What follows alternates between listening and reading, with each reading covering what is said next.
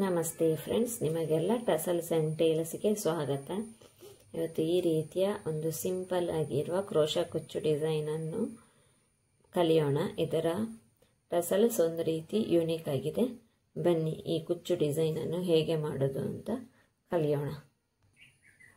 ಶುರುವಿಗೆ 6 ಎಳೆ silk thread ತೆಗೆದುಕೊಂಡು ಅದಕ್ಕೆ ನಾಟ್ ಹಾಕಿ, ನಾಟ್ ಮೇನ್ ಫ್ಯಾಬ್ರಿಕ್ನ ಬ್ಯಾಕ್ ಸೈಡ್ ಬರುವ ಹಾಗೆ ಇಟ್ಕೊಂಡು ಒಂದು ಸಿಂಗಲ್ ಕ್ರೋಶೆ ಹಾಕ್ಕೊಳ್ಬೇಕು.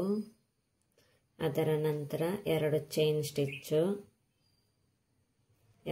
ಸ್ಟಿಚ್ ಆದಮೇಲೆ ಸೂಜಿ ಮೇಲೆ ಒಂದು ಸತಿ ದಾರ ತೆಗೆದುಕೊಂಡು ಅದರ ಪಕ್ಕದಲ್ಲೇ ಒಂದು ಡಬಲ್ ಕ್ರೋಶೆ ಮಾಡಿಕೊಳ್ಳೋಣ.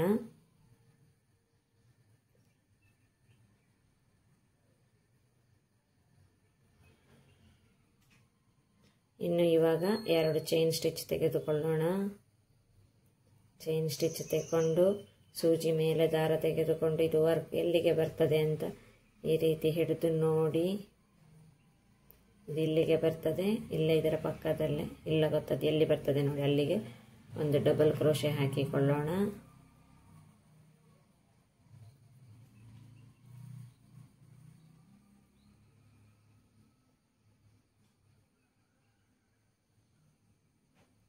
ಈಗ ಇನ್ನೊಂದು ಡಬಲ್ ಕ್ರೋಶೆ ಅದರ ಪಕ್ಕದಲ್ಲಿ.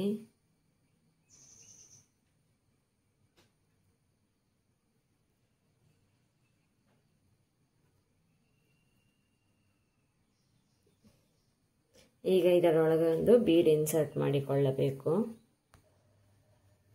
ಬೀಡನ್ನು ಈ ರೀತಿ ತೆಗೆದುಕೊಂಡು ಈ ರೀತಿಯ ಲೂಪಿನ ಒಳಗಡೆ ಹಾಕಿಕೊಳ್ಬೇಕು. ಇದಕ್ಕೊಂದು ಚೈನ್ ಸ್ಟಿಚ್ ಹಾಕಿ ಎಲ್ಲಿಗೆ ಬರ್ತದೆ ಅಂತ ನೋಡಿ ಅಲ್ಲಿಗೆ ಒಂದು ಡಬಲ್ ಕ್ರೋಶೆ ಮಾಡಿಕೊಳ್ಳೋಣ.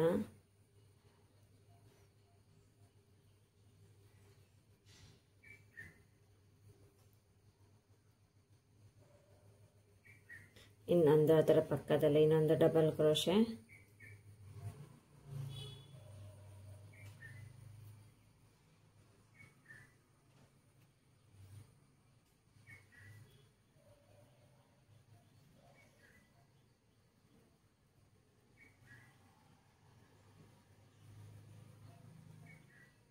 ಈ ರೀತಿಯಲ್ಲಿ ಕಾಣ್ತದೆ ವರ್ಕ್. ಈಗ ಸೂಜಿ ಮೇಲೆ ಈಗ 2 ಚೈನ್ ಸ್ಟಿಚ್ ಹಾಕಿಕೊಳ್ಳೋಣ.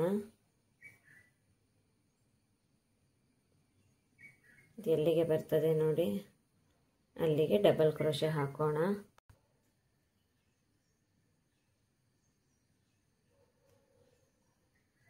ಇದು ವರ್ಕಲ್ಲಿ ಹೀಗೆ ಬರ್ತದೆ. ಒಂದು ಸತಿ ಚೈನ್ ಸ್ಟಿಚ್ ಮಾತ್ರ ಹಾಕೊಳ್ಳಿಕ್ಕೆ, ಇನ್ನೊಂದು ಸತಿಗೆ ಬೀಡ್ ಹಾಕೊಳ್ಳಿಕ್ಕೆ. ಇದೇ ರೀತಿಯಲ್ಲಿ ಬೇಸ್ ಲೈನ್ ಇದರದ್ದು ಕಂಟಿನ್ಯೂ ಆಗ್ತದೆ.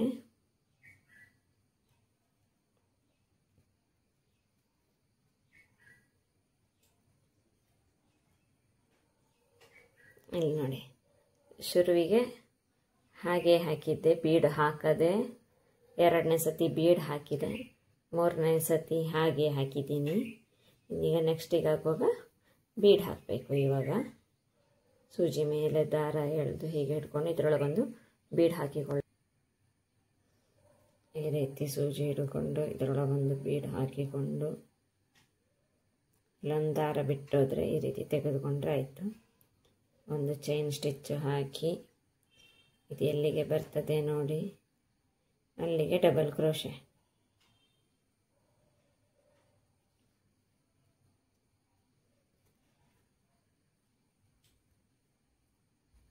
ಬೇಸ್ ಲೈನು ಇದೇ ರೀತಿಯಲ್ಲಿ ಕಂಟಿನ್ಯೂ ಆಗ್ತದೆ. ಇವಾಗ ಬೀಡ್ ಹಾಕಿಕೊಂಡೆಲ್ಲ, ಇದು ಈ ಡಬಲ್ ಕ್ರೋಶೆ ಆದ ಮೇಲೆ ಬೀಡ್ ಹಾಕಲಿಕ್ಕಿಲ್ಲ. ಇವಾಗ ಸೀದಾ 2 ಚೈನ್ ಸ್ಟಿಚ್. ಇದೇ ರೀತಿಯಲ್ಲಿ ವರ್ಕ್ ಕಂಟಿನ್ಯೂ ಆಗ್ತದೆ ನೋಡಿ. ಒಂದು ಸತಿ ಚೈನ್ ಸ್ಟಿಚ್, ಒಂದು ಸತಿ ಬೀಡಿನಾಗೆ. ನಾನು ಈ ವರ್ಕ್ ಇದ್ದು ಈ ಲೈನಿನ ಲಾಸ್ಟಲ್ಲಿ ತೋರಿಸ್ತೀನಿ. ಇವಾಗ ನಾವು ಇದರ ಮೇಲೆ ಒಂದು ಚೈನ್ ಸ್ಟಿಚ್ ಹಾಕಿ ಇದೀಗ ವರ್ಕಿನ ಲಾಸ್ಟಿಗೆ ಬಂದಿದ್ದೀವಿ ನೋಡಿ. ಈ ಬಟ್ಟೆದು ಎಲ್ಲಿ ಬರ್ತದೆ ನೋಡಿ ಅಲ್ಲಿ ಡಬಲ್ ಕ್ರೋಶೆ ಹಾಕಿಕೊಳ್ಳೋಣ.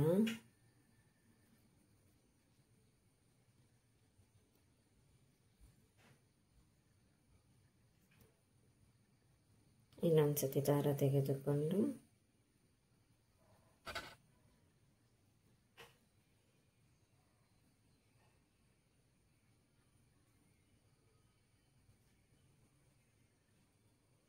ಈ ರೀತಿ ಇರ್ತದಲ್ವಾ, ಇಲ್ಲೊಂದು ಚೈನ್ ಸ್ಟಿಚ್ ಹಾಕಿಕೊಳ್ಳೋಣ. ಹಾಕಿ ಈ ಎಕ್ಸ್ಟ್ರಾ ದಾರವನ್ನು ಟ್ರಿಮ್ ಮಾಡಿಕೊಳ್ಳೋಣ. 6 ಸ್ಟ್ಯಾಂಡ್ ಸಿಲ್ಕಲ್ಲಿ ತೆಗೆದುಕೊಂಡು ಅದಕ್ಕೆ ನಾಟ್ ಹಾಕಿ ಇಟ್ಕೊಂಡಿದ್ದೀನಿ. ಈಗ ನಾವಿಲ್ಲಿ ಫಸ್ಟ್ ಇದು ಒಂದು ಚೈನ್ ಸ್ಟಿಚ್ ಹಾಕಿದ್ವಲ್ಲ, ಅದರ ಹೌದು ಸೆಕೆಂಡ್ ಚೈನಿನ ಒಳಗಡೆ ಇದನ್ನು ಫಿಕ್ಸ್ ಮಾಡಿಕೊಳ್ಳೋಣ. ಸಿಂಗಲ್ ಕ್ರೋಶೆ ಹಾಕಿ ಈ ರೀತಿ ತಂದು ಇನ್ನೆರಡು ಚೈನ್ ಸ್ಟಿಚ್ ಹಾಕೋಣ.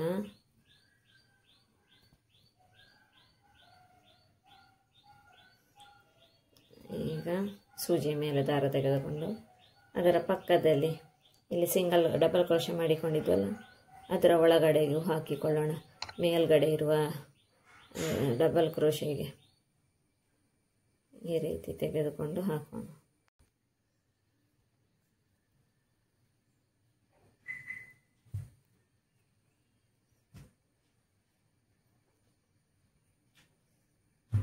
ಡಬಲ್ ಕ್ರೋಶೆ ಆದಮೇಲೆ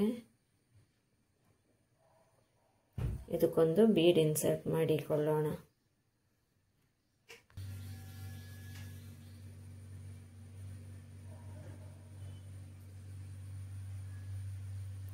ಬೀಡ್ ಹಾಕಿ ಒಂದು ಚೈನ್ ಸ್ಟಿಚ್ ಹಾಕೊಳ್ಳೋಣ. ಹಾಕಿ ಸೂಜಿ ಮೇಲೆ ದಾರ ತೆಗೆದುಕೊಂಡು ಇಲ್ಲಿ ಇದರ ತುದಿ ಇದೆ ಅಲ್ವಾ, ಈ ಡಬಲ್ ಕ್ರೋಶೆದ ತುದಿದು ಇದರ ಒಳಗಡೆಗೆ ಡಬಲ್ ಕ್ರೋಶೆ ಹಾಕಿಕೊಳ್ಳೋಣ. ಆ ತುದಿಗೆ ಹಾಕಬೇಕು. ಈ ರೀತಿ ತೆಗೆದುಕೊಂಡು ಈ ರೀತಿ ಎಲ್ಲ ಆಗ್ತದೆ ಒಮ್ಮೊಮ್ಮೆ. ಈ ರೀತಿ ತೆಗೆದುಕೊಂಡು ಡಬಲ್ ಕ್ರೋಶೆ ಮಾಡಿಕೊಳ್ಳೋಣ.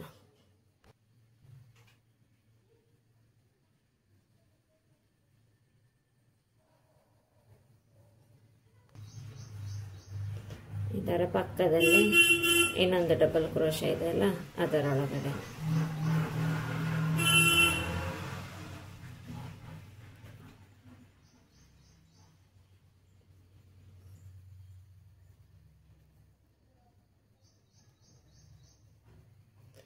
ಇದು ಹೇಗೆ ಬರ್ತದಂದರೆ ವರ್ಕ್ ಈ ರೀತಿಯಲ್ಲಿ ಕಾಣ್ತದೆ. ಇನ್ನೀಗ 2 ಚೈನ್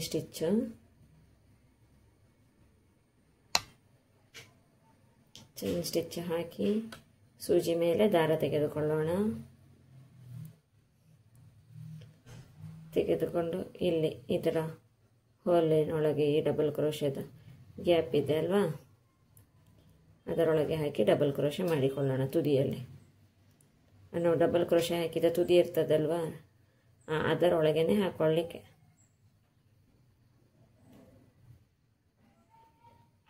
ಈ ರೀತಿಯಲ್ಲಿ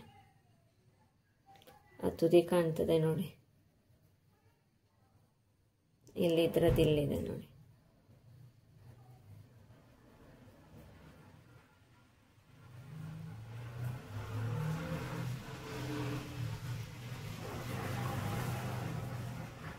ಈಗೊಂದು ಬೀಡ್ ಇನ್ಸರ್ಟ್ ಮಾಡಿಕೊಳ್ಬೇಕು. ಇದು ಹೇಗೆಂದರೆ ಬೇಸ್ ಲೈನಲ್ಲಿ ಬೀಡ್ ಇರದೆ ನಾವು ಚೈನ್ ಸ್ಟಿಚ್ ಹಾಕಿದ್ವಲ್ಲ ಅಲ್ಲಿಗೆ ಬೀಡ್ ಬರ್ತದೆ. ಬೀಡ್ ಹಾಕಿದ್ವಲ್ಲ ಬೇಸ್ ಲೈನಲ್ಲಿ ಅಲ್ಲಿಗೆ ಚೈನ್ ಸ್ಟಿಚ್ ಬರ್ತದೆ. ಇದೇ ರೀತಿಯಲ್ಲಿ ವರ್ಕ್ ಕಂಟಿನ್ಯೂ ಆಗ್ತದೆ. ಇಲ್ಲಿ ಇದರಲ್ಲಿ ನಿಮಗೆ ಗ್ಯಾಪು ಸರಿಯಲ್ಲಿ ಕಾಣ್ತಾ ಇದೆಯಾ? ಇಲ್ಲಿ ಇದರ ಒಳಗೆ ಹಾಕಬೇಕಾ ಡಬಲ್ ಕ್ರೋಶೆ ಮಾಡಿದಾಗ ತುದಿ ಇರ್ತದಲ್ವ ಅಲ್ಲಿ ಹೀಗೆ ಸೂಜಿ ಇನ್ಸರ್ಟ್ ಮಾಡಿ ಡಬಲ್ ಕ್ರೋಶೆ ಮಾಡಿದರೆ ಆಯಿತು. ಇದೇ ರೀತಿಯಲ್ಲಿ ಬರ್ತದೆ. ಈ ಲೂಪಲ್ಲಿ ಬೇಕಾದರೆ ಇನ್ನೊಂದು ಸತಿ ತೋರಿಸ್ತೀನಿ ನೋಡಿ. ಇಲ್ಲಿದೆ ಅಲ್ವಾ, ಇದು ನಾವು ಡಬಲ್ ಕ್ರೋಶೆ ಹಾಕಿದ ತುದಿ, ಅದರೊಳಗಡೆ ಈ ರೀತಿ ಇನ್ಸರ್ಟ್ ಮಾಡಿದರೆ ಆಯಿತು. ಸೂಜಿಯನ್ನು ನಮ್ಮ ನಾರ್ಮಲ್ ಡಬಲ್ ಕ್ರೋಶೆ ಹಾಕಿದಾಗೆ ಹಾಕಿಕೊಂಡು ಹೋಗೋದೇನು. 2ರಲ್ಲಿ ಒಂದು ಸತಿ, 2ರಲ್ಲಿ ಒಂದು ಸತಿ.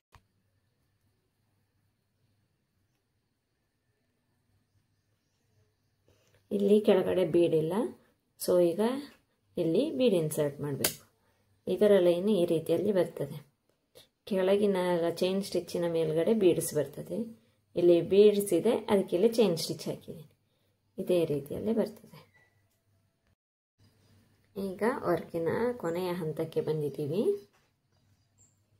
ಇಲ್ಲಿ ಕೊನೆಯ ಡಬಲ್ ಕ್ರೋಶೆಯ ಒಳಗಡೆ ಅದರ ಟಿಪ್ಪಿಗೆ ನಾವು ಇನ್ನೊಂದು ಡಬಲ್ ಕ್ರೋಶೆ ಮಾಡಿಕೊಳ್ಳೋಣ.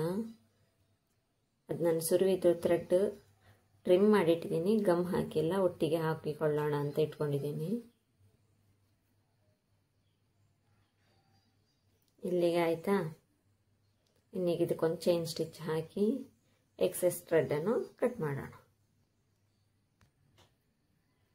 ಈ ರೀತಿಯಲ್ಲಿದೆ. ಇದನ್ನು ಟೈಟ್ ಮಾಡಿದರೆ ಇದು ಸರಿ ಆಗ್ತದೆ ನೋಡಿ. ಇನ್ನು ಇದಕ್ಕೆ ಗಮ್ ಹಾಕಿ ಇಟ್ಕೋಬೇಕು. ನಮ್ಮ ವರ್ಕ್ ಈ ರೀತಿಯಲ್ಲಿ ಕಾಣ್ತದೆ. ಇನ್ನು ಇದಕ್ಕೆ ನಾವು ಟಸಲ್ಸ್ ಹಾಕೋಣ. ಟಸಲ್ಸ್ ಎಲ್ಲಿ ಹಾಕಬೇಕು ಅಂದರೆ ಇಲ್ಲಿ ಈ ಖಾಲಿ ಚೈನ್ ಸ್ಟಿಚ್ ಹಾಕಿಟ್ಟಿದ್ವಲ್ಲ ಅದಕ್ಕೆ ಇಲ್ಲಿ ಬರ್ತದೆ. ಇಲ್ಲಿ ಎಲ್ಲ ಹಾಕಿ ತೋರಿಸ್ತೀನಿ. ಈಗ ಈ ರೀತಿಯಲ್ಲಿ ಟಸಲ್ಸ್ ಹೇಗೆ ಹಾಕೋದು ಅಂತ ನೋಡೋಣ ಬನ್ನಿ. ಇಲ್ಲಿ ಒಂದು ಕಡೆ ಹಾಕಿದ್ನ ಟಸಲ್ಸ್. ಇನ್ನು ಇವಾಗ ಇಲ್ಲಿ ಬೀಡಿದೆ, ಇಲ್ಲಿ ಬೀಡಿಲ್ಲಲ್ಲ, ಬೀಡಿರೋದ ಕಡೆ ಈ ರೀತಿ ಮಿಡಲಲ್ಲಿ ತೆಗೆದುಕೊಂಡು ಸೂಜಿಯನ್ನು ಈ ರೀತಿಯಲ್ಲಿ ತಂದು ಇಲ್ಲಿ ಇದರ ಮಿಡಲಿಂದ ಬರಬೇಕು. ಈ ಥ್ರೆಡ್ ಇದ್ದು ಮಿಡಲಿಂದ ಬಂದು ಅಲ್ಲಿಗೊಂದು ಲೂಪ್ ಫಾರ್ಮ್ ಆಗ್ತದೆ. ಇಲ್ಲಿ ಥ್ರೆಡ್ ಇದ್ದು ಮಿಡಲಿಗೆ ಹಾಕಿದ್ನ ಆಗದಿಲ್ಲಿ ಫಿಕ್ಸ್ ಆಗಿ ಕುತ್ಕೋತದೆ. ಇನ್ನೀಗ ಶುರುವಿಗೆ ಒಂದು ದೊಡ್ಡ ಬೀಡು ತೆಗೆದುಕೊಳ್ಳೋಣ. ಅದರ ನಂತರ 3 ಸಣ್ಣ ಪರ್ಲ್, ಈಚೆ ಸೈಡಿಗೆ ಮಾತ್ರ 3 ಸಣ್ಣದು ಪರ್ಲ್ ತಗೊಳ್ಳಿಕ್ಕೆ. ನೆಕ್ಸ್ಟ್ ಸೈಡಿಗೆ ಆಗುವಾಗ 2 ಬರ್ತದೆ. ಅದು ಯಾಕೆ ಅಂತ ಹೇಳ್ತೇನೆ ನಾನು. ಈಗ 3 ಸಣ್ಣ ಪರ್ಲ್ ತಗೊಂಡ್ವಾ. ಇನ್ನಿವಾಗ ಒಂದು ಕ್ರಿಸ್ಟಲ್,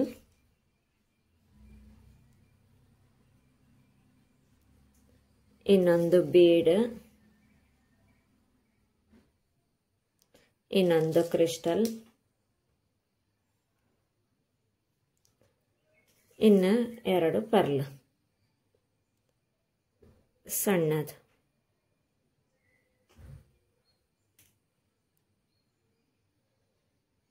ಈ ರೀತಿಯಲ್ಲಿ ತೆಗೆದುಕೊಂಡಾಗ ಇಲ್ಲಿ ಈ ರೀತಿ ಕಾಣ್ತದ.